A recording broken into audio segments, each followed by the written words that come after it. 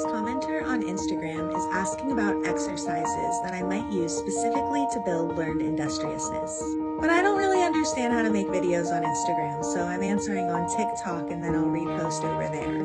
But wherever you're watching this video, let's talk about learned industriousness. So I kind of think of learned industriousness as your dog's frustration tolerance. How able are they to stick with a challenge? Now the trick to this is, as the humans, to set their activities to the appropriate level of challenge based on their skill level. If the challenge is too high for their skill level, they're going to get frustrated and walk away. And if the challenge is too low, they're going to get bored. A good rule of thumb is that as your dog is succeeding, make the activity more challenging, and as your dog is struggling, make it easier. Now, how you build your dog's learned industriousness is really up to you. So with my German Shepherd, a big focus of ours was the ability to self-regulate and the ability to calm oneself. So we built learned industriousness through on-off switch games, nose work, and foraging activities.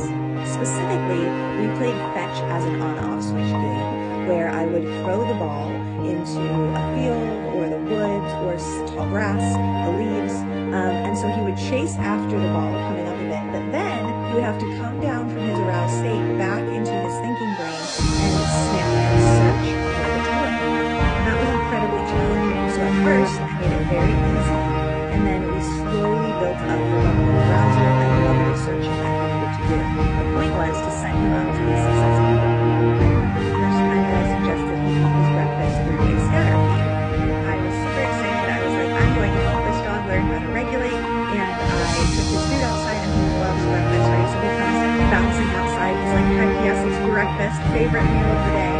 And I don't know why you're taking it outside, but that's fine.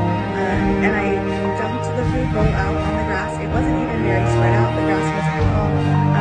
But he just stopped bouncing around and looked at me like, I don't know why you just dumped out breakfast. And he went back inside the house and walked away. That was way too much of a challenge for him.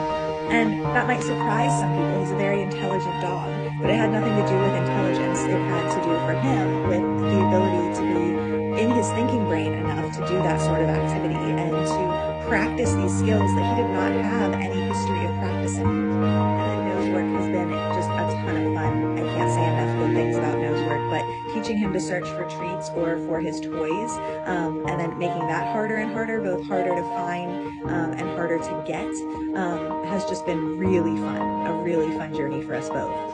But you could also do this, say, with puzzle toys, right? And you just want to watch your dog and make sure that they're not becoming frustrated, that they're able to solve the puzzle, that it's also not too easy, and then you could make it harder and harder as they were successful. The real trick is to focus on that relationship between their skill level and the challenge at hand. Avoid apathy, frustration, and boredom, and celebrate those successes.